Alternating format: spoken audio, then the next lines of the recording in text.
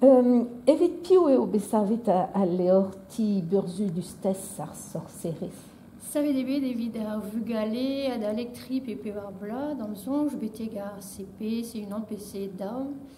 A liez pa vet troet a lerioù diwar ar galek, eve d'am zonj, un tammig reziez a live yez, peogwir ar vugale hag a zo eskobio diou yezek, o deus live prezonek hag a zo izelor hag edo live e galek.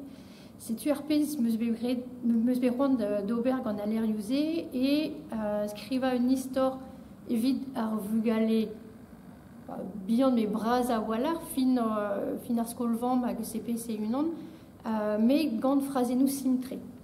Setu egise in gwez da gompren a goude e CP unan in gwez da len o unan, me frazennoù simtre. Neus e gwelet on neus dija tess ar sorcerez er skol, o viaji, hag amañ neus e barz a leorman, eus petra zo koz. E neus e evit an trede leor, setu a reag a zo bet a rok, neus e da genta e oa ar skol, goude e oa o viaji dre ar bed. A bremañ e disroet d'ar ger, hag ur veladenn evo, neus e pedet evo mignonet enezi evit gwelet un ti burzudus. Evel just evo burzudus ti ar sorcerez. Hag c'hwi o peus gret an tresadennoù? Tamm ebet bezo nul evit tresa, live skolvamp e memeus a rok. Neus e treset ebet gant un dresourez a vicher, an vet Lydia F. Ferron. A Lydia a zo chom e bro Quebec.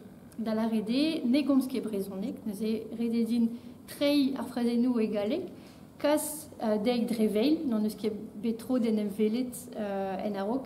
Neus e ken labourat a reomp dre veil, kas a ran ar frazennoù e galek, ar pezh meus ijinet deus an istor, pe neus e relfe tez peza, an ti, hag Lydia zo barek tre a gwestet da lakad skeudennoù war ar pezh a ijinan, ur sort burzut a ben a fini.